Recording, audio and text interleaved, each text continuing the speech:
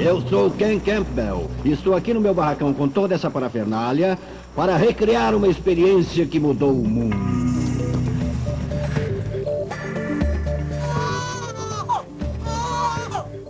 A genética transformará o mundo para minha neta Dixie de 4 dias? Esta é minha mãe. Nossa, olha isso, eu nunca vi uma coisa assim. Como as características passam de uma geração para outra, desconcertou cientistas de Aristóteles a Darwin. E eu vim descobrir como este enigma foi solucionado.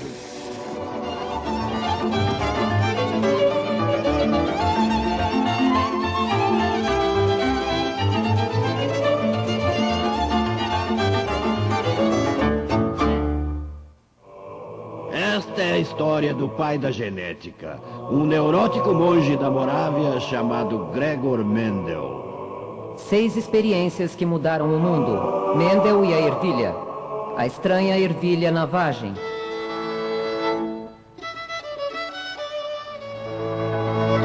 Johann Gregor Mendel, que resolveu o mistério da hereditariedade, nasceu nesta casa em 1822.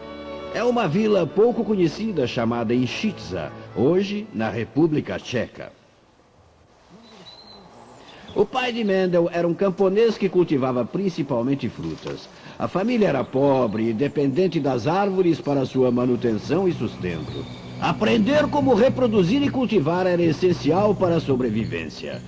Mais tarde, isso seria a pedra angular do trabalho científico de Mendel. Mendel foi uma criança extremamente brilhante que pressionava muito seus pais. Eles economizaram muito e queriam mandá-lo a uma boa escola, mas o dinheiro era uma preocupação constante. E Mendel, sendo um jovem sensível, sentia todo esse esforço. Ele ficou doente 3 vezes e teve de voltar para casa para se recuperar. E parecia óbvio que essas doenças eram psicológicas, eram doenças nervosas. E acho que quando ele estava morando longe de casa e estudando, ele sentia uma grande vontade de retornar. Ele deve ter sido uma pessoa muito teimosa e, apesar da distância, ele acabou optando por si e continuou com suas próprias ambições. No final da adolescência, um desastre atingiu Mendel. Seu pai ficou aleijado em um acidente na fazenda. A tradição exigia que os filhos assumissem o lugar do pai, mas o jovem tinha uma saúde muito delicada para tomar conta de uma fazenda. Em vez disso, ele tomou uma decisão profética. Foi assim que ele a colocou. É impossível para mim resistir a tal esforço por mais tempo. Sou obrigado a entrar em um estágio de vida que me libertará de um esforço muito penoso para a sobrevivência. Pedi e fui aceito no mosteiro agostiniano de St. Thomas, em Brno.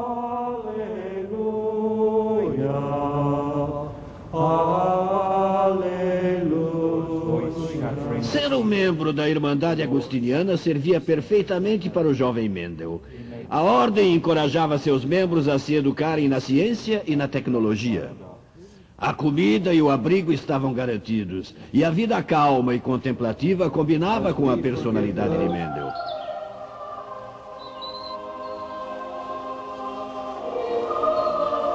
Uma característica do mosteiro era manter um pequeno jardim.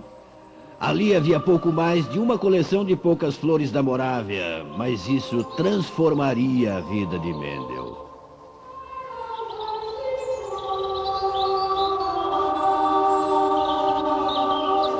Ele disse: "No meu tempo livre, eu me ocupo com o pequeno jardim do mosteiro. Eu me tornei tão viciado em estudar a natureza que não media mais esforços para preencher as lacunas do meu conhecimento."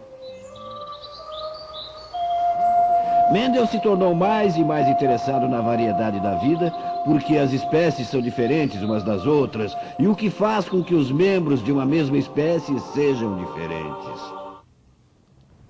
De periquitos e carecas. As pessoas da época de Mendel sabiam sobre o esperma e o óvulo, mas não tinham como explicar como eles realmente se combinavam para produzir uma nova geração. A teoria mais popular da herança dizia que na concepção, uma mãe e um pai de alguma forma se fundiam, fazendo com que seus filhos fossem uma mistura dos dois. O professor Steve Jones, um dos melhores geneticistas do país, explicou por que a chamada teoria da mistura era tão atrativa. Parece claro que, de alguma forma, você é uma mistura, uma média do que são os seus pais. Se o seu pai era alto e sua mãe era muito baixa, você ficaria no meio. E o modo que isso funciona parece ser uma mistura de seus sangues ou seus fluidos. E todos acreditam nisso porque é óbvio, mas é óbvio e errado.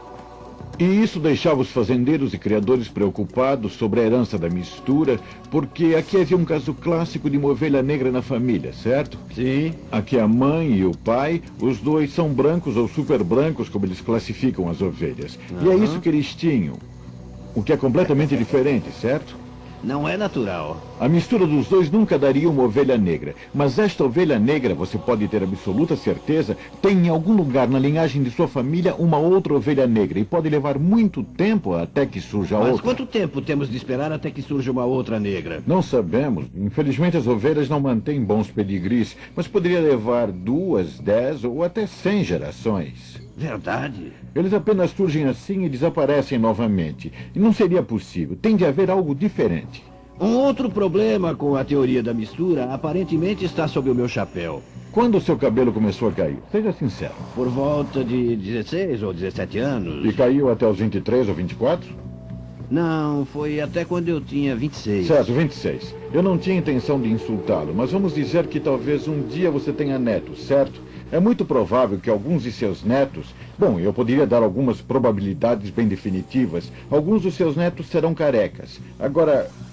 Os defensores da teoria da mistura não podiam explicar por que o meu tipo de calvície, o tipo que inicia cedo, frequentemente aparece nos filhos de pais com cabelos. Ou como uma nectarina pode nascer a partir da semente de um pêssego.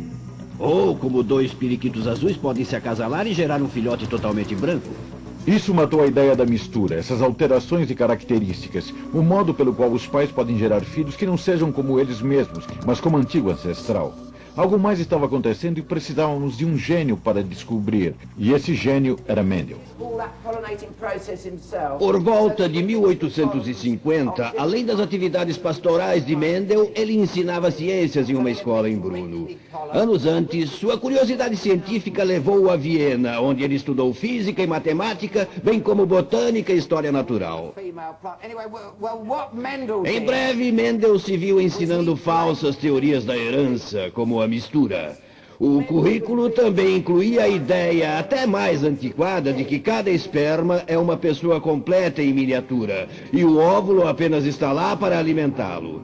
Até as crianças de 12 anos desconfiavam desta ideia. Ele pode ter olhos da mulher e pode ser um menino. Se pega partes do homem e da mulher, logo ele não pode ser assim. Nossa, venha aqui, 2.